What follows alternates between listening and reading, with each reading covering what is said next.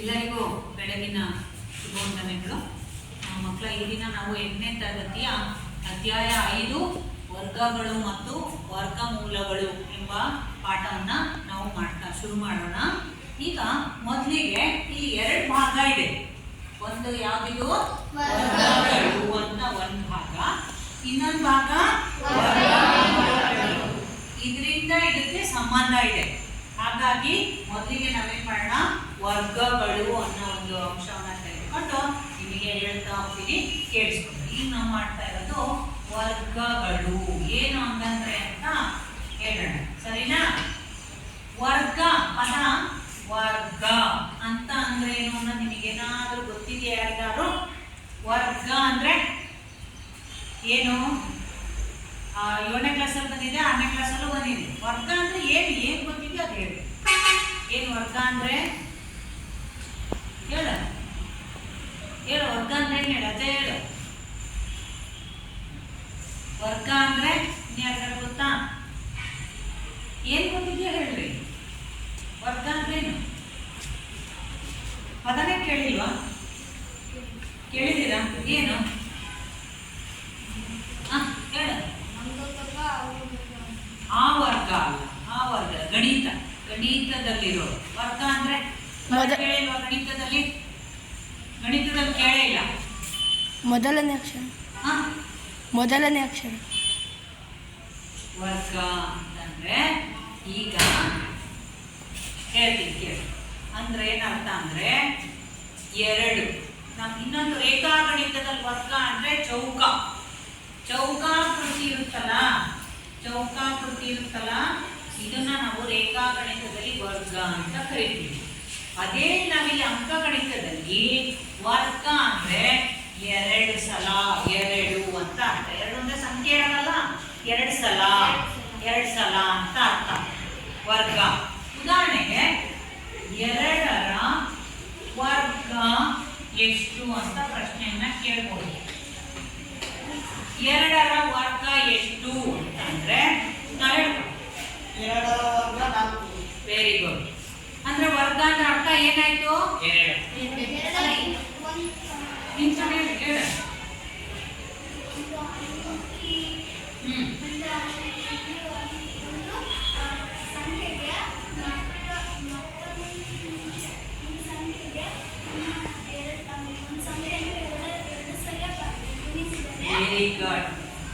Very good. ಕರೆಕ್ಟಾಗಿ ಇದನ್ನೇ ವರ್ಗ ಅಂತ ಕರಿತೀವಿ, ಸರಿನಾ? ಏನಂದ್ರೆ ಒಂದು ಸಂಖ್ಯೆಯನ್ನ ಅದೇ ತರ ಸಂಖ್ಯೆಯಿಂದ ಇನ್ನೊಂದ್ಸಲಿ ಗುಣಿಸಿದ್ರೆ ಬರುವಂತಹ ಗುಣಲಬ್ಧವನ್ನ ನಾವು ವರ್ಗ ಅಂತ ಕರಿತೀವಿ. ಗೊತ್ತಾಗ್ತಿದೆಯಲ್ಲ? ಈಗ ನಾನು ಕೇಳಿರೋ ಪ್ರಶ್ನೆ 2ರ ವರ್ಗ ಎಷ್ಟು ಅಂದ್ರೆ ನನಗೆ ಕೇಳಿರೋ ಪ್ರಶ್ನೆ 2. ಈ ಸಂಖ್ಯೆಯನ್ನ ಇಂಥದೇ ಇನ್ನೊಂದು ಸಂಖ್ಯೆಯಿಂದ ಗುಣಿಸ್ತೀನಿ. ಇಲ್ಲೇನ್ ಬರ್ಕೊಂಡಿರ್ತೀವಲ್ಲ ಅದನ್ನೇ ಇನ್ನೊಂದ್ಸರಿ ಗುಣಿಸಿದಾಗ 2 ನೋಡಿ, ಈಗ ಅರ್ಥ ಆಯ್ತಲ್ಲ? ಇದನ್ನ ನಾವು ವರ್ಗ ಸಂಖ್ಯೆ ಅಂತ ಕರಿತೀವಿ. 4 ಏನಂತ ಕರಿತೀವಿ? ವರ್ಗ ಸಂಖ್ಯೆ. ಅಂದ್ರೆ ಇದು ಹೆಂಗ್ ಬಂತು? ಈ ವರ್ಗ ಸಂಖ್ಯೆ ಹೆಂಗ್ ಬಂತು ಅಂದ್ರೆ 2ನ್ನ ಅದೇ ತರ ಇರುವಂತ ಇನ್ನೊಂದು 2ರಿಂದ ಗುಣಿಸಿದಾಗ ಬರುವಂತ ಗುಣಲಬ್ಧಕ್ಕೆ ವರ್ಗ ಸಂಖ್ಯೆ ಅಂತ ಕರಿತೀವಿ. ಅರ್ಥ ಆಯ್ತಾ ಈಗ ವರ್ಗ ಅಂದ್ರೆ ಏನು ಅಂತ? ಹಾಗೆ ಈಗ ಉದಾಹರಣೆಗೆ 3 ಅಂತ ತಿಳ್ಕೊಂಡು 3ರ ವರ್ಗ ಎಷ್ಟು? 3ರ ವರ್ಗ 9. ಹೇಗೆ ಬಂತು ಅಂದ್ರೆ ಇದು 3 ಇದೆ, ಇಂಥದೇ ಇನ್ನೊಂದು ಸಂಖ್ಯೆಯಿಂದ ಗುಣಿಸ್ತೀನಿ. 3 ಗೊತ್ತಾಗ್ತಿದೆಯಲ್ಲ? ಇನ್ನ ನೀನೇ ಬರೀಬಾ, ಬಾ ಪೃಥ್ವಿ ಬರೀಬಾ. ನೀನೇ ಯಾವ್ದಾದ್ರು ವರ್ಗ ಸಂಖ್ಯೆಯನ್ನ ಬರೀ ನೋಡೋಣ.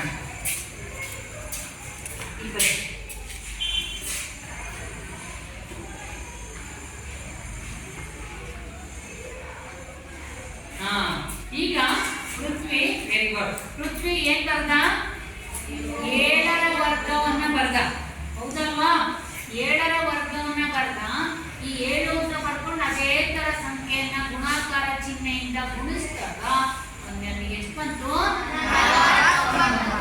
ಅರ್ಥ ಆಯ್ತಾ? Very good. ನಿಮ್ಮಿಂದ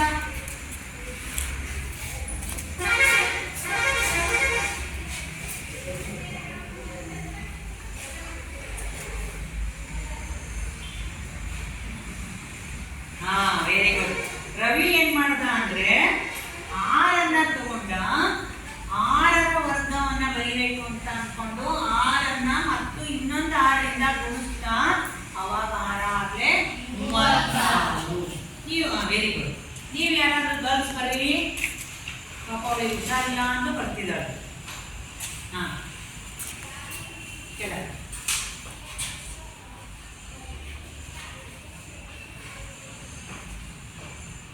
ವೆರಿ ಗುಡ್. ಈಗ ವಾಣಿ ಏನ್ ಮಾಡಿದ್ಲು ಅಂದ್ರೆ 9ರ ವರ್ಗವನ್ನ ಬರ್ತಿದ್ದಾಳೆ. ಅಂದ್ರೆ 9 ಬರ್ಬಿಟ್ಟು ಅದೇ ತರ ಸಂಖ್ಯೆ ಇನ್ನೊಂದು 9ನ್ನ ಗುಣಾಕಾರ ಚಿಹ್ನೆಯಿಂದ ಬರೆದು 9 81 ಅಂತ ಗುಣಿಸಿ ಇಟ್ಟಿದ್ದಾಳೆ. Very good. ಅರ್ಥ ಆಯ್ತಾ? ಈಗ ಹೀಗೆ ನಾವು ವರ್ಗ ಸಂಖ್ಯೆ ಅಂದ್ರೆ ಏನು ಅಂದ್ರೆ ನಮಗೆ ಯಾವ ಸಂಖ್ಯೆ ಇರುತ್ತಲ್ಲ ಅಂಥದೇ ಮತ್ತೊಂದು ಸಂಖ್ಯೆಯಿಂದ ನಾವು ಗುಣಾಕಾರ ಚಿಹ್ನೆಯನ್ನು ಹಾಕಿದ್ರೆ ಗುಣಿಸ್ಬೇಕು ಅಂತ ತಾನೆ. ಗುಣಾಕಾರ ಚಿಹ್ನೆಯಿಂದ ಗುಣಿಸಿದಾಗ ನಮಗೆ ಸಿಗುವಂತ ಸಂಖ್ಯೆನೇ ನಮಗೆ ವರ್ಗ ಸಂಖ್ಯೆ ಅಂತ ಕರಿತೀವಿ. ಇಲ್ಲಿ ವರ್ಗ ಸಂಖ್ಯೆ ಯಾವ್ಯಾವುದು ಅಂದ್ರೆ ಯಾವ್ಯಾವ್ದು ಹೇಳ್ಬೇಕು ನಾವು?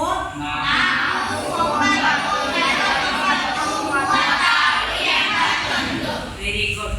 ಅರ್ಥ ಆಯ್ತಾ? ಇವುಗಳನ್ನ ನಾವು ವರ್ಗ ಸಂಖ್ಯೆಗಳು ಅಥವಾ ಪೂರ್ಣ ವರ್ಗ ಸಂಖ್ಯೆ ಅಂತ ಕರಿತೀವಿ. ಏನಂತ ಕರಿತೀವಿ?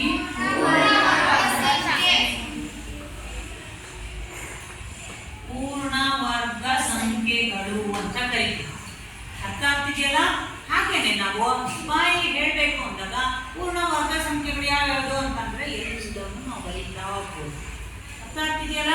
ಹಾಗೇನೆ ನಾವಿಲ್ಲಿ 6 × 6 = 36, 7 × 7 = 49. ಈಗ 7 ಎಷ್ಟು ಸಲ ಇದೆ? ಎಷ್ಟು ಸಲ ಇದೆ? 2 ಸಲ ಇದೆ. ಇದು 1ನೇ ಸಲ, ಇದು 2ನೇ ಸಲ. ಅವಾಗ ನಾವು ಏನ್ ಬರೀಬಹುದು ಅಂತಂದ್ರೆ 7 ಹೋಲ್ ಸ್ಕ್ವೇರ್ ಅಂತ ಬರೀಬೋದಲ್ಲ. ಘಾತಾಂಕ ಅಂದ್ರೆ ಅರ್ಥ ಏನು ಅಂದ್ರೆ ಇದು ಕೆಳಗಿರೋದನ್ನ ನಾವು ಆಧಾರ ಸೂಚಿ ಅಂತ ಕರಿತೀವಿ. ಇದರ ತಲೆ ಮೇಲಿರೋದನ್ನ ಘಾತಾಂಕ ಅಥವಾ ಘಾತ ಸೂಚಿ ಅಂತ ಕರಿತೀವಿ. ಅರ್ಥ ಆಗ್ತಿದೆಯಲ್ಲ? ಈ ನಾವಿಲ್ಲಿ ತಲೆ ಮೇಲೆ ಬರ್ದಿರೋದು ಏನ್ ಸಂಖ್ಯೆ ಸೂಚಿಸುತ್ತೆ ಅಂದ್ರೆ ಕೆಳಗೆ ಆಧಾರ ಸಂಖ್ಯೆ ಎಷ್ಟಿದಾವೆ ಅಂತ ಸೂಚಿಸುತ್ತೆ. ಎಷ್ಟಿದಾವೆ ಅಂತ ಸೂಚಿಸುತ್ತೆ.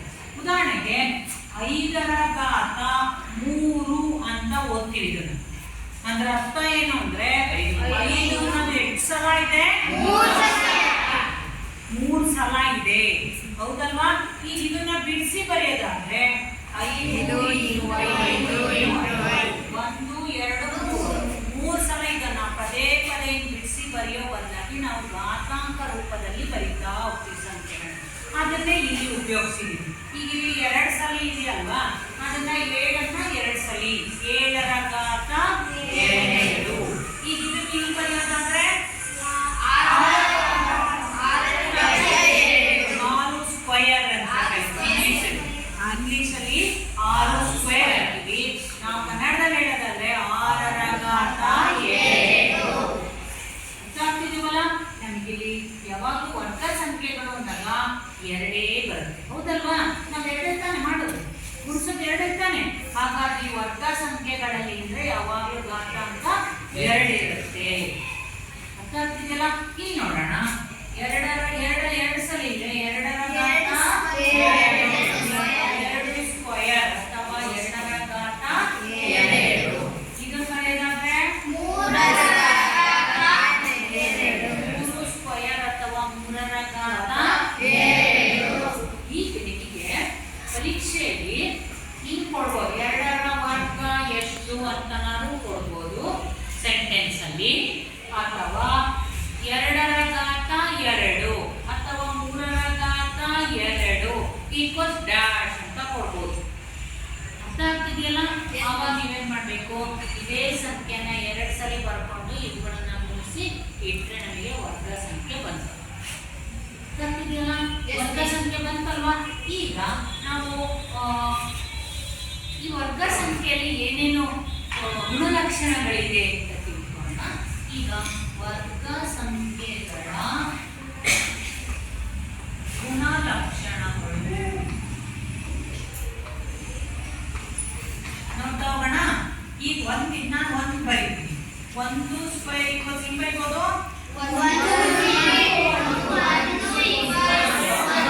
ಸರಿನಾ? ಇಲ್ಲಿ 4 ಸ್ಕ್ವೇರ್ ಬರೀತೀನಿ.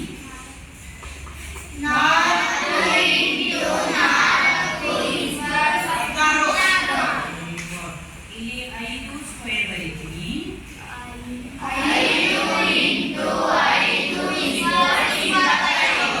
ಸರಿನಾ?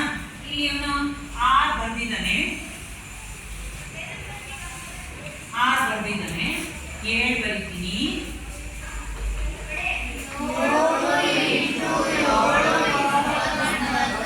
8 ಸ್ಕ್ವೇರ್ ಬರೀತೀನಿ.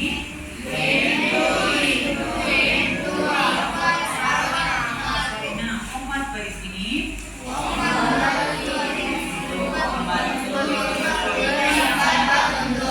100 ಬರೆಯೋಣ.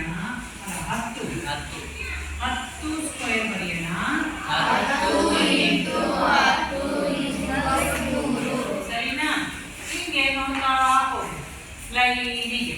ಈಗ ಇವುಗಳ ಬಿಡಿ ಸಂಖ್ಯೆ ನೋಡಿ. ಬಿಡಿ ಅಂದ್ರೆ ಇದು ತಾನೇ ಬಿಡಿ ಸಂಖ್ಯೆ. ಇದರ ಬಿಡಿ ಸಂಖ್ಯೆ ಯಾವುದು?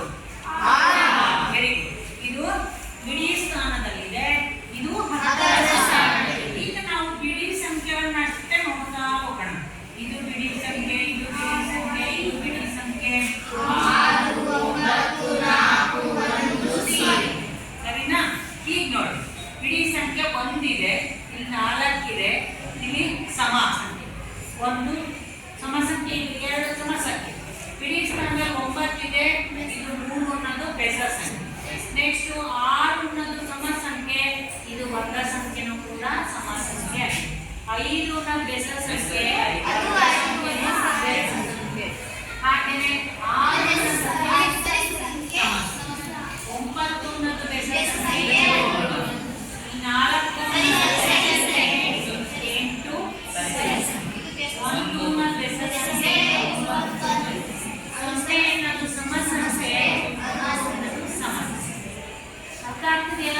ಅಂದ್ರೆ ನೀವು ಉದಾಹರಣೆಗೆ ನಾವು ಯಾಕೆ ಅಂದ್ರೆ ಶಾರ್ಟ್ ಕಟ್ ಆಗಿ ಏನ್ ನೋಡ್ಬೋದು, ಒಂದು ಸಂಖ್ಯೆಯನ್ನ ಕೊಟ್ಬಿಟ್ರೆ ಇದು ಎಷ್ಟರ ವರ್ಗ ಬರ್ಬೋದು, ಬೆಸ ಸಂಖ್ಯೆ ವರ್ಗ ಬರುತ್ತೋ ಸಮ ಸಂಖ್ಯೆ ವರ್ಗ ಬರುತ್ತೋ ಅಂತ ನಾವು ಸಂಖ್ಯೆಗಳ ಬಿಡಿ ಸ್ಥಾನವನ್ನ ನೋಡಿ ಅಂದಾಜು ಮಾಡಬಹುದು.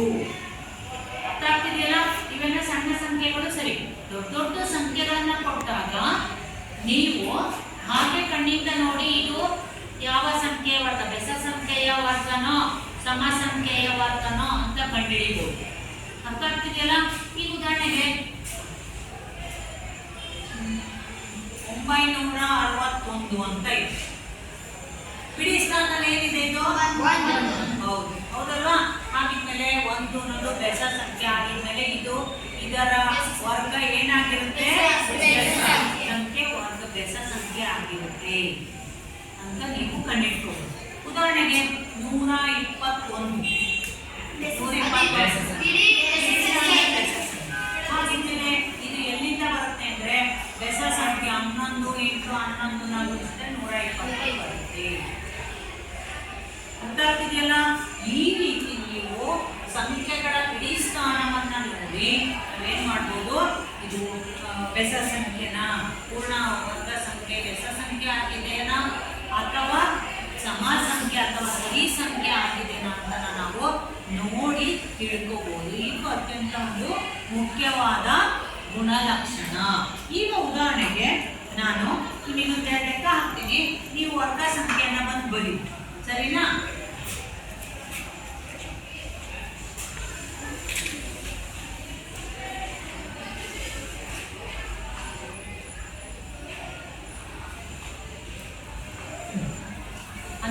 ಸ್ಕ್ವೇರ್ ಯಾಕೆ ಹೇಳ್ತೀರಾ?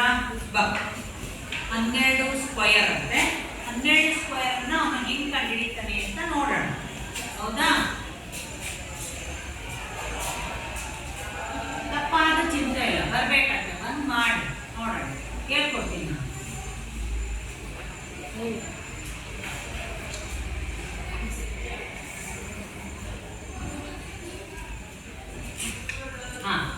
ಈಗ ಸಂತೋಷ್ ಮಾಡ್ದ, ಅವನಿಗೆ ವರ್ಗ ಸಂಖ್ಯೆ ಅರ್ಥ ಆಗಿಲ್ಲ ಅಂತ ಅನ್ಸುತ್ತೆ. ಚಂದನ್ ಹೇಳ್ತಾ ಚಂದ ಬರ್ತಾನೆ. 12 ಸ್ಕ್ವೇರ್ನ ಮೊದಲಿಗೆ ಬರೆಯಕ್ಕೆ ಬರ್ಬೇಕಲ್ವಾ? ಕೆಳಗೆ ಬರಿ ಅವನು ಬರ್ಲಿದ್ದು ಇರಲಿ. ಅಲ್ಲ, ನೀ 12 ಸ್ಕ್ವೇರ್ ಅಂತ ಬರ್ಕೋ ಫಸ್ಟಿಂದ. ಹಾಂ,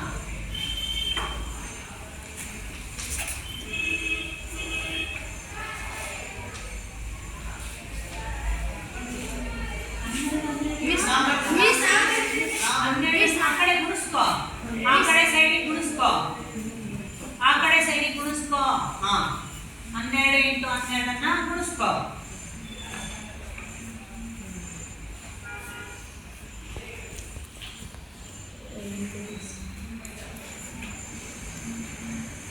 ನೀ ಮಾತಾಡ 12 ಹೆಂಗ್ ಗುಣಿಸ್ಕೊಂತೀಯಾ?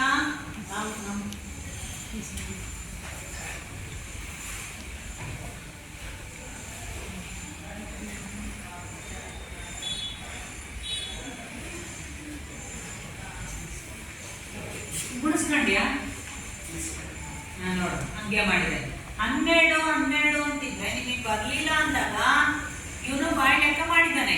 ನಿಮಗೆ ಗುಣಿಸ್ಕೋಬೇಕು. ಹೆಂಗ್ ಗುಣಿಸ್ಕೋಬೇಕು ಅಂದ್ರೆ 12 ಇಂಟು 12. ನೋಡಿ, ಈಗ ಬಿಡಿ ಸ್ಥಾನದಿಂದ ಆರಂಭ ಮಾಡಬೇಕು. 2 2 4, 2 ಕೆಳಗೆ ಇರಬೇಕು. 2 1 2, ಇಲ್ಲಿ ಪ್ಲಸ್ 1 2 2, 1 1 1. ನೋಡಿ, 4 2 ಪ್ಲಸ್ 2 4 1. ಅವನು ಬಾಯಲ್ಲಿ ಅವನಿಗೆ ಬಂದಿದೆ ಹಂಗೆ ಕೊಡ್ತೇನೆ. ನಿಮಗೆ ಬರಲಿಲ್ಲ ಅಂದಾಗ ಇಲ್ಲಿ ಈ ರೀತಿ ಗುಣಿಸ್ಕೋಬೇಕು. ಅರ್ಥ ಆಗ್ತಿದೆಯಾ? ಈ ರೀತಿ ಗುಣಿಸ್ಕೋಬೇಕು. ಈಗ 12 ಸ್ಕ್ವೇರ್ ಅಂದ್ರೆ 12ನ್ನ 2 ಸರಿ ಬರ್ಕೋಬೇಕು ಅಂತ ಅರ್ಥ. ನೀನೇ ಈ ತರ ಬಂದಿದ್ಯಾ? ತಪ್ಪಲ್ವಾ? ಇದೆಲ್ಲಿಂದ ಬಂತು ನಿನಗೆ? ಈ ಸ್ಕ್ವೇರ್ ಅಂದ್ರೆ ಹೇಳಿದ್ನಲ್ಲ, ಘಾತಾಂಕ ಎಷ್ಟಿರುತ್ತೋ ಅಷ್ಟು ಸರಿ ಆಧಾರನ ಬರ್ಕೊಂಡು ಗುಣಿಸ್ಬೇಕು ಅಂತ.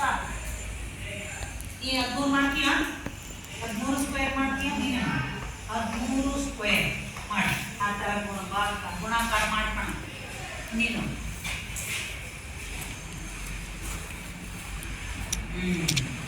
ಈಗ ಆ ಕಡೆ ಗುಣಿಸ್ಕೊ. ನಾನೇನು ಗುಣಿಸಿ ತೋರಿಸಿದ್ದೀನಲ್ಲ, ನಾನು ಗುಣಿಸಿ ತೋರಿಸು. ಹಾಂ, ವೆರಿ ಗುಡ್. ನಿಮಗೆ ಗೊತ್ತಾಗ್ಲಿಲ್ಲ ಅಂದಾಗ ಪಕ್ಕದಲ್ಲಿ ಸೈಡ್ ವರ್ಕ್ ಮಾಡಿ ಏನ್ ಮಾಡ್ಬೇಕು? ಗುಣಿಸ್ಕೋಬೇಕು. ಗುಣಿಸಿ ಆಮೇಲೆ ಸರಿಯಾದ ಉತ್ತರವನ್ನ ಇಡ್ಬೇಕು. ಆಯ್ತಾ? 3 3 ಎಷ್ಟು? 3 3 ಹಾ, 3 1 3 1 3. ಹಾ, 9 ಕೆಳಗೆ ಪ್ಲಸ್ 9 ಕೆಳಗೆ. ಹಾ, ಈಗ 1 3 ಇಲ್ಲಿ 3 3 9, 3 1 3. ಈಗ 1 ರಿಂದ ಶುರು ಮಾಡ್ಬೇಕು. 3 ರಿಂದ ಆಯ್ತು. 1 3 3, 1 1 1, 9 3 3 6 1 ಅಂದ್ರೆ 169. ಆಯ್ತಾ? ಹಾ, ಹೋಗು. ಈಗ ನೋಡಿ, ಈಗ 4 ಸಮ ಸಂಖ್ಯೆ, ಹಾಗಾಗಿ 12 ಕೂಡ ಸಮ ಸಂಖ್ಯೆ. 9 ಬೆಸ ಸಂಖ್ಯೆ, 13 ಬೆಸ ಸಂಖ್ಯೆ. ನಿಮಗೆ ಬರ್ತಾ ಬರ್ತಾ ಇಲ್ಲಿ ಸಣ್ಣ ಸಂಖ್ಯೆಗಳಿದಾವೆ. ಇಲ್ಲಿ ಹಂಗೆ ಡೈರೆಕ್ಟ್ ಆಗಿ ನೀವು ಬಾಯಿ ಲೆಕ್ಕ ಹೇಳ್ತೀರಿ. ನಿಮಗೆ ಮಗ್ಗಿ ಬರಲಿಲ್ಲ ಅಂದಾಗ, ಗೊತ್ತಾಗಿಲ್ಲ ಅಂದಾಗ ಆ ರೀತಿ ಗುಣಿಸ್ಕೊಂಡು ಅದಕ್ಕೆ ಮಗ್ಗಿ ಕಲಿಯೋದು ತುಂಬಾ ಇಂಪಾರ್ಟೆಂಟ್ ಆಗುತ್ತೆ. ಯಾಕೆಂದ್ರೆ ಈ ರೀತಿ ವರ್ಗ ಸಂಖ್ಯೆಗಳನ್ನೆಲ್ಲ ಬರೀಬೇಕು. ಯಾವುದೇ ಸಂಖ್ಯೆ ಬರೀಬೇಕು ಅಂದಾಗ ನಮಗೆ ಮಗ್ಗಿ ಬರಬೇಕು. ಈ ವರ್ಗ ಸಂಖ್ಯೆಗಳಲ್ಲಿ ಮಗ್ಗಿ ಬಂದ್ಬಿಟ್ರೆ ಡೈರೆಕ್ಟ್ ಇದ್ನಲ್ಲ, ಹಾಗೆ ಡೈರೆಕ್ಟ್ ಇರ್ತಾ ಹೋಗ್ಬೋದು. ಇವುಗಳನ್ನ 144, 169 ಇದನ್ನ ಪೂರ್ಣ ವರ್ಗ ಸಂಖ್ಯೆ ಅಂತ ಕರೀತೀವಿ. ಅರ್ಥ ಆಗ್ತಿದೆಯಲ್ಲ? ಈ ರೀತಿ ನಮಗೆ ಸಂಖ್ಯೆ ದೊಡ್ಡದಾದಂಗೂ ನಮಗೇನಾಗುತ್ತೆ, ಎಷ್ಟು ಸಂಖ್ಯೆ ವರ್ಗ ಬೇಕಾದ್ರೂ ಮಾಡ್ಬೋದು. ಅರ್ಥ ಆಗ್ತಿದೆಯಲ್ಲ? ಇದು ಉದಾಹರಣೆಗೆ ಇಲ್ಲಿ 2 ಸಂಖ್ಯೆ ಇದೆ, 3 ಸಂಖ್ಯೆ ತಗೋಣ. 3 ಸಂಖ್ಯೆ ತಗೊಂಡು ಯಾವ್ದಾದ್ರು ಸಂಖ್ಯೆ ಹೇಳಿ. 3 ಸಂಖ್ಯೆ ತಗೊಂಡು ನಾವು ವರ್ಗ ಸಂಖ್ಯೆಯನ್ನ ಕಂಡುಹಿಡಿಬಹುದು. ಯಾವ ಸಂಖ್ಯೆ ಹೇಳಿ ನೀವು? 242 ಹೋಲ್ ಸ್ಕ್ವೇರ್. ಗೊತ್ತಾಯ್ತಾ? ಕೊನೆಯಲ್ಲ 242. ಹಾಗಿದ್ಮೇಲೆ ಈ ಬರ್ಕೊಳ್ಳೋದಾದ ಸ್ಕ್ವೇರ್ ಅಂತ ಹೆಂಗ್ ಬರ್ಕೋಬೇಕು?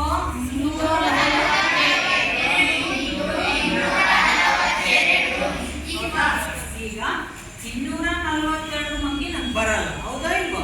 ಆದ್ರಿಂದ ನಾವ್ ಏನ್ ಮಾಡ್ಬೇಕು ಅಂದ್ರೆ ಮಾಡಿ ನಾವು ಕಲ್ತ್ಕೋಬೇಕು ಅಷ್ಟೇ. ಅರ್ಥ ಆಗ್ತಿದೆಯಲ್ಲ?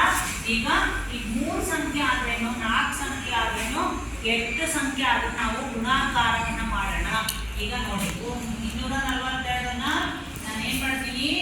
ಗುಣಿಸ್ತೀನಿ. ಸರಿನಾ?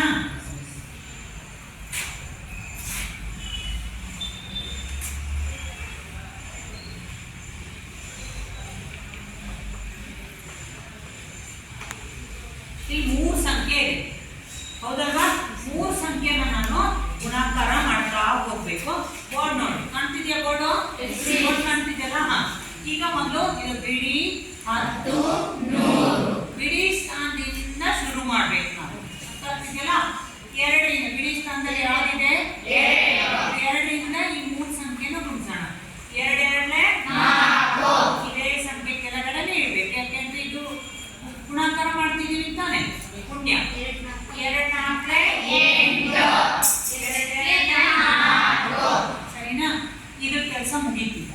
ಈಗ ಇದ್ರ ಕೆಲಸ 4 2 8 ಬಿಡಿ ಸ್ಥಾನದಲ್ಲಿ ಮುಗೀತು. ಬಿಡಿ ಸ್ಥಾನ ಅಲ್ಲ, ನಾನು 10ರ ಸ್ಥಾನ ಮಾಡ್ತಿದ್ದೀನಿ. ಹಾಗಾಗಿ ಬಿಡಿ ಸ್ಥಾನ ನಾನು ಬರ್ಕೊಳಂಗಿಲ್ಲ. 2 2 4 2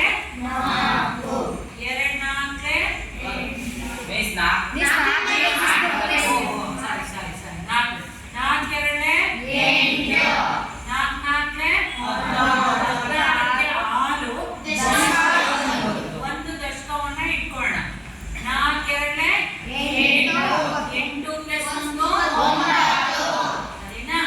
ಈಗ 100ರ ಸ್ಥಾನದಿಂದ ನಾನು ಗುಣಾಕಾರ ಮಾಡ್ತಿದ್ದೀನಿ. ಈಗ ಇದು 10ರ ಸ್ಥಾನ ಮುಗೀತು.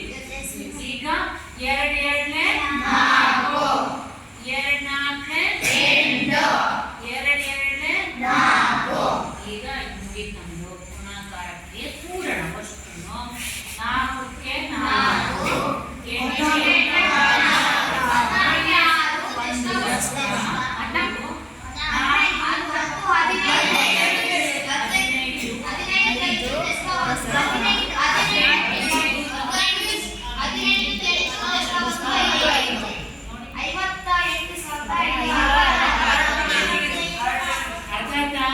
ಬಂತಾ?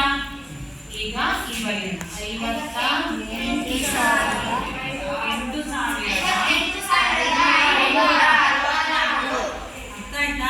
ಈಗ ಒಂದ್ ಸಂಖ್ಯೆ ಇದ್ದಾಗ ಬಾಯಲ್ಲಿ ಹೇಳ್ಬೋದು. 20 ತನಕ ಮಗ್ಗಿ ಬಂದ್ರೆ 20 ತನಕ ಸಂಖ್ಯೆ ಇದ್ದಾಗ ಮುಂದೆ ಬಾಯಿ ಲೆಕ್ಕ ಬರೀಬಹುದು. 21 22 30 ತನಕನೂ ಮಗ್ಗಿ ಕಲ್ತ್ರೆ ಇನ್ನು ಸುಲಭವಾಗಿ ಬರೀಬಹುದು. ಅದಕ್ಕಿಂತ ಮುಂದೆ 3 ಸಂಖ್ಯೆ ಇದ್ದಾಗ ನಮಗೆ ಅದು ಮಗ್ಗಿ ಬರಲ್ಲ ಅಂದಾಗ ನಮಗೆ ಹೆಂಗಪ್ಪ ಮಾಡೋದು ಅಂತ ಅನ್ನಂಗಿಲ್ಲ. ಅವಾಗ ಏನ್ ಮಾಡ್ಬೇಕು? ಈ ರೀತಿ ಗುಣಿಸ್ಕೊಂಡು ಗುಣಾಕಾರ ಕ್ರಿಯೆ ಕರೆಕ್ಟಾಗಿ ಮಾಡಿ ನಾವು ವರ್ಗ ಸಂಖ್ಯೆಯನ್ನ ಕಂಡುಹಿಡಿಬಹುದು. ಈಗ ಈ 58,564 ನಾವು ಪೂರ್ಣ ವರ್ಗ ಸಂಖ್ಯೆ ಅಂತ ಕರಿತೀವಿ. ಏನಂತ ಕರಿತೀವಿ? ಪೂರ್ಣ ವರ್ಗ ಸಂಖ್ಯೆ. ಆಯ್ತಾ? ಹಾಗಿದ್ಮೇಲೆ 4 ಇದು ಎಂತ ಬಿಡಿ ಸ್ಥಾನದಲ್ಲಿ 4 ಇದೆ, ಹೌದಾ? ಏನದು? ಸರಿ ಸಂಖ್ಯೆ. ಆಗಿದ್ಮೇಲೆ 242 ಕೂಡ ಸರಿ ಸಂಖ್ಯೆ. ಇದು ವರ್ಗ ಸಂಖ್ಯೆಯ ಗುಣಲಕ್ಷಣ. ಅರ್ಥ ಆಯ್ತಲ್ಲ? ಗೊತ್ತಾಗ್ತಿದೆಯಲ್ಲ?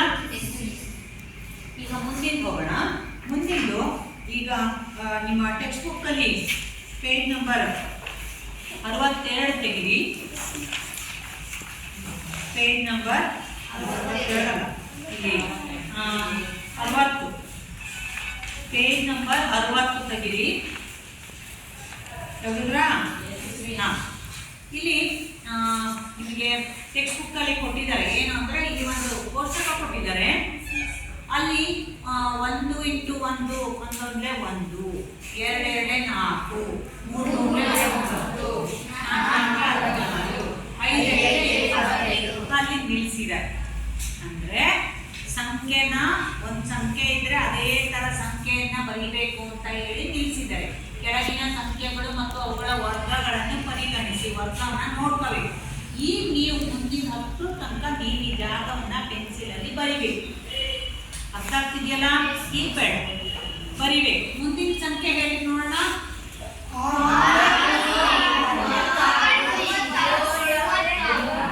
ಅಷ್ಟೇ 6 ಅಂತ ಹಿಂದ್ಗಡೆ ಕೊಟ್ಟಿದ್ದಾರೆ.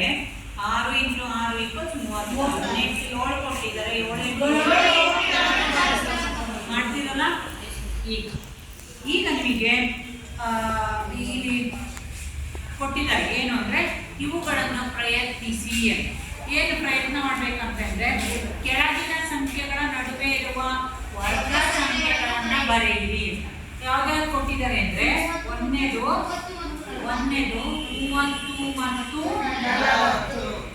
40. ಅಂದ್ರೆ ಅರ್ಥ ಏನು ಅಂದ್ರೆ 40. ಅರ್ಥ ಏನು ಅಂದ್ರೆ 30ರಿಂದ 40 ಒಳಗಿನ ಸಂಖ್ಯೆಗಳ ವರ್ಗ ಸಂಖ್ಯೆಗಳನ್ನ ಕಂಡುಹಿಡಿಬೇಕು. ಅರ್ಥ ಆಗ್ತಿದೆಯಲ್ಲ? 30 ಮತ್ತು 40. 30 ಅಂದ್ರೆ 30 ಸ್ಕ್ವೇರ್ ಬರೀಬೇಕು. 30 ಇಂಟು 30. ಅರ್ಥ ಆಗ್ತಿದೆಯಲ್ಲ? ಇದನ್ನ ಈಸಿಯಾಗಿ ಮಾಡೋದಾದ್ರೆ 3 ಮೂರಲೇ 9, 2 ಸೊನ್ನೆಗೆ 0. 900. ಹೌದಲ್ಲ? Next 31 whole square. ಹಾಗೆಯೇ 32 ಹೋಲ್ ಸ್ಕ್ವೇರ್. ಗೊತ್ತಾಗ್ತಿದೆಯಾ? 31 ಇಂಟು 31 ಗುಣಿಸ್ಕೋಬೇಕು. ನಾನು ಆ ಕಡೆ ಗುಣಿಸಿದ್ದೀನಲ್ಲ. ನೆಕ್ಸ್ಟ್ 39 40 ತನಕ ನೀವು ವರ್ಗ ಸಂಖ್ಯೆಗಳನ್ನ ಮಾಡಿದ್ರೆ ನಿಮಗೆ ಗುಣಾಕಾರ ಬರುತ್ತೆ. ವರ್ಗ ಸಂಖ್ಯೆ ಯಾವುದು ಅಂತ ಗೊತ್ತಾಗುತ್ತೆ. ಗೊತ್ತಾಗ್ತಿದೆಯಲ್ಲ? ಮಾಡ್ತೀರಲ್ಲ? ಹಾಗೆಯೇ ಎರಡನೇ ಲೆಕ್ಕ 50ರಿಂದ 60. ಇವುಗಳನ್ನ ಮಾಡಿ ಇಟ್ಕೊಂಡಾಗ ಏನಾಗುತ್ತೆ ನಿಮಗೆ ಲೆಕ್ಕ ಮಾಡ್ತಿರಲ್ಲ ಅಭ್ಯಾಸದ ಲೆಕ್ಕ ಅವ ಮಾಡಕ್ಕೆ ಸುಲಭ ಆಗುತ್ತೆ. ಮಾಡ್ತಿರಲ್ಲ? ನೆಕ್ಸ್ಟ್ 50ರಿಂದ 60. ಅದನ್ನು ಕೂಡ ನೀವು 50, 51 whole square, 50 square, 51 whole square, 52 ಮಾಡ್ತಿರಲ್ಲ ಮಾಡಿ. ಈಗ ಈ ವರ್ಗ ಸಂಖ್ಯೆಗಳ ಗುಣಲಕ್ಷಣಗಳು ನಾನು ಹೇಳಿದ್ದಲ್ಲ. ಸಂಖ್ಯೆಗಳ ಗುಣಲಕ್ಷಣಗಳನ್ನ ನಮಗೆ ಇಲ್ಲಿ ಸಂಖ್ಯೆ ಕೊಟ್ಟಿದ್ದಾರೆ, ಅವುಗಳ ವರ್ಗ ಸಂಖ್ಯೆ ಕೊಟ್ಟಿದ್ದಾರೆ.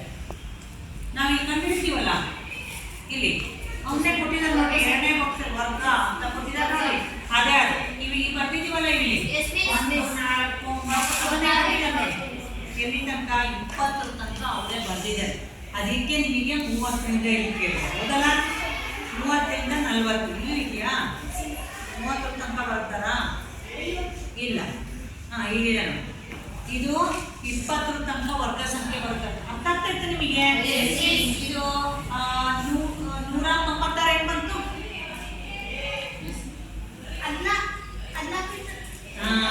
ಹೆಂಗ್ ಬಂತು? 14 ಇಂಟು 14 ಗುಣಿಸಿದ್ರೆ 190. ನೀವು ಗುಣಿಸ್ಕೊಂಡು ನೋಡ್ಬೇಕು. ನೀವು ಸುಮ್ಮನೆ ಬರ್ಕೊಳೋದಲ್ಲ, ಇದನ್ನ ಗುಣಿಸ್ಕೊಂಡು ನೋಡ್ಬೇಕು. ನೆಕ್ಸ್ಟ್ 324 ಬಂತು. Very good. 18 ಇಂಟು 18 ಮಾಡಿದ್ರೆ 324 ಬರುತ್ತೆ. ನೀವಲ್ಲಿ ಗುಣಾಕಾರ ಮಾಡಿ ಇವನ್ನೆಲ್ಲ ಬರ್ಕೋಬೇಕು. ಹಾಡಿಲ್ಲ. ಅರ್ಥ ಆಗ್ತಿದೆಯಲ್ಲ? ಎಲ್ಲ A4 ಶೀಟಲ್ಲಿ ನೀಟಾಗೆ ಒಂದಷ್ಟನ್ನು ಬರ್ಕೊಂಡ್ರೆ 1ರಿಂದ 50ವರೆಗೆ ವರ್ಗ ಸಂಖ್ಯೆಗಳನ್ನ ಬರ್ಕೋಬೇಕು. ಅವಾಗ ನಿಮಗೆ ಏನಾಗುತ್ತೆ ಎಲ್ಲ ವರ್ಗ ಸಂಖ್ಯೆಗಳು ಎಷ್ಟೆಷ್ಟಿದೆ ಲೆಕ್ಕ ಮಾಡ್ಬೇಕಾದ್ರೆ ನೋಡ್ಕೊಂಡು ನೋಡಿ ಲೆಕ್ಕ ಮಾಡಿ. ಗೊತ್ತಾಗ್ತಿದೆಯಲ್ಲ? ಈಗ ನಿಮಗೆ ಇವುಗಳನ್ನ ನಾನು 61ನೇ ಪೇಜಲ್ಲಿ ಗುಣಲಕ್ಷಣ ಕೊಟ್ಟರೆ ವರ್ಗ ಸಂಖ್ಯೆಗಳು ಅಂದಾಗ ನಮಗೆ ಏನಿರುತ್ತೆ ಅಂದರೆ ಪೂರ್ಣ ವರ್ಗ ಸಂಖ್ಯೆಗಳು ಅಂತ ಅನ್ಬೇಕಾದ್ರೆ ಬಿಡಿ ಸ್ಥಾನದಲ್ಲಿ 1 ಇರುತ್ತೆ, 4 ಇರುತ್ತೆ, 5 ಇರುತ್ತೆ, 6 ಇರುತ್ತೆ. ನೆಕ್ಸ್ಟ್ ಇದೇ ರಿಪೀಟ್ ಆಗುತ್ತೆ ನೋಡಿ. ನೆಕ್ಸ್ಟ್ 0 ಇರುತ್ತೆ. ಅರ್ಥ ಆಗ್ತಿದೆಯಲ್ಲ? 0, 1, 4, 5, 6 ಅಥವಾ 9 ಇಷ್ಟು ಸಂಖ್ಯೆಗಳಿದ್ರೆ ವರ್ಗ ಸಂಖ್ಯೆಗಳು ಅಂತ ಕರಿತೀವಿ. ಅಂದರೆ ಬಿಡಿ ಸ್ಥಾನದಲ್ಲಿ ನೀವು ಇಲ್ಲಿ ಪೂರ್ಣ ವರ್ಗ ಸಂಖ್ಯೆಗಳನ್ನ ನೋಡ್ಕೊಂಡು ಲೆಕ್ಕ ಮಾಡಿದಾಗ ಗೊತ್ತಾಗುತ್ತೆ ಆ ಸಂಖ್ಯೆ ಪೂರ್ಣ ವರ್ಗ ಸಂಖ್ಯೆ ಹೌದು ಅಲ್ವೋ ಅಂತ. ಮತ್ತೆ ಇದನ್ನ ಹೇಳಿ ನಿಮಗೆ ಹೋಮ್ವರ್ಕ್ ಬರೀತೀನಿ. ಇನ್ನೊಂಚೂರು ಹೇಳ್ತೀನಿ. ನೀವು 33 ಆದಾಗ ಈಗ ನಿಮಗೆ 0 1 4 5 6 9 ನೀವು ಎಷ್ಟರ ವರ್ಗ ಸಂಖ್ಯೆಗಳನ್ನ ಬರ್ಕೊಂತ ಹೋಗ್ಲಿ ಇವೇ ಸಂಖ್ಯೆ ರಿಪೀಟ್ ಆಗ್ತವೆ. ಅರ್ಥ ಆಗ್ತಿದೆಯಲ್ಲ? ಬಿಡಿ ಸ್ಥಾನದಲ್ಲಿ ಇವಿಷ್ಟು 1 2 3 4 5 6 ಸಂಖ್ಯೆ ಬಂತು ಅಂದ್ರೆ ಅದು ಪೂರ್ಣ ವರ್ಗ ಸಂಖ್ಯೆ ಅಂತ. ನೀವು ಅಲ್ದಲ್ಲೇ ಯಾವ್ದಾದ್ರು ಬಂತು ಅಂದ್ರೆ ಅದು ಪೂರ್ಣ ವರ್ಗ ಸಂಖ್ಯೆ ಅಲ್ಲ ಅಂತ ನಾವು ಹಾಗೇನೆ ಹೇಳ್ಬಿಡ್ಬೋದು. ಲೆಕ್ಕ ಮಾಡ್ಬೇಕಾದ್ರೆ ಅರ್ಥ ಆಗ್ತಿದೆಯಲ್ಲ? ಅದನ್ನೇ ನಿಮಗೆ ಇಲ್ಲಿ 61ನೇ ಪೇಜಲ್ಲಿ ಕೆಳಗಿನ ಸಂಖ್ಯೆಗಳು ಪೂರ್ಣ ವರ್ಗವಾಗಿದೆ ಎಂದು ಹೇಳಬಹುದೇ ಅಂತ ಕೊಟ್ಟಿದ್ದಾರೆ. ಹೌದಲ್ಲ? ಒಂದೇ ಸಂಖ್ಯೆ ಕೊಟ್ಟಿದ್ದಾರೆ. ಏನಿದೆ ಒಂದೇ ಸಂಖ್ಯೆ ಅಂದ್ರೆ ನೋಡಿ ಎಷ್ಟಿದೆ?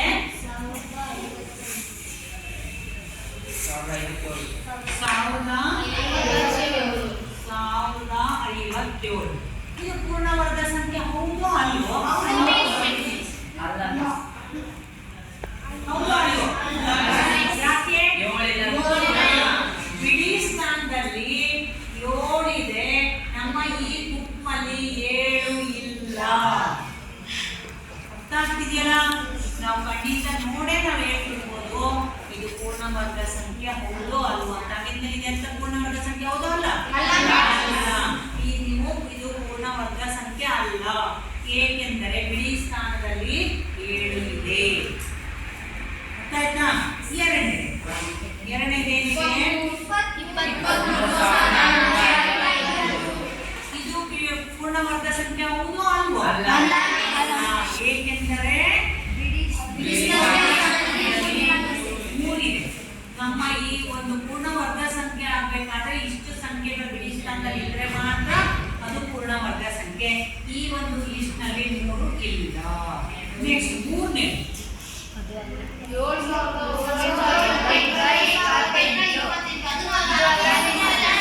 ಸ್ಥಾನದಲ್ಲಿ ನಮ್ಮ ಇಲ್ಲ. ಹಾಗಾಗಿ ಇದು ಪೂರ್ಣ ವರ್ಗ ಸಂಖ್ಯೆ ಅಲ್ಲ. ಈಗ ಗೊತ್ತಾಯ್ತಲ್ವಾ? ನೆಕ್ಸ್ಟ್ ಇನ್ನೊಂದಿದೆ.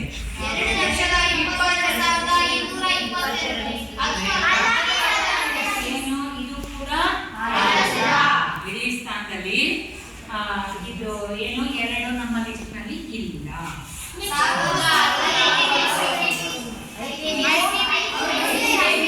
ಏನು? ಪೂರ್ಣ ವರ್ಗ ಸಂಖ್ಯೆ. ಏಕೆಂದರೆ ಬಿಡಿ ಸ್ಥಾನದಲ್ಲಿ 9 ತಪ್ಪಿದೆಯಲ್ಲ. ನೆಕ್ಸ್ಟ್ ಲೆಕ್ಕ 2060. ಪೂರ್ಣ ವರ್ಗ ಸಂಖ್ಯೆ ಇದು ಬಿಡಿ ಸ್ಥಾನದಲ್ಲಿ ನಮ್ಮ ಲಿಸ್ಟ್ ನಲ್ಲಿ. ಅರ್ಥ ಆಯ್ತಾ? ಈಗ ಏನಂದ್ರೆ ಇದನ್ನ ನೆನ್ಪಿಟ್ಕೋಬೇಕು. ವರ್ಗ ಸಂಖ್ಯೆಗಳ ಗುಣಲಕ್ಷಣ ಏನ್ ಹೇಳುತ್ತೆ ಅಂದ್ರೆ 0 1 4 5 6 9 ಬಿಡಿ ಸ್ಥಾನದಲ್ಲಿ ಇದ್ರೆ ಮಾತ್ರ ಅವು ಪೂರ್ಣ ವರ್ಗ ಸಂಖ್ಯೆಗಳು.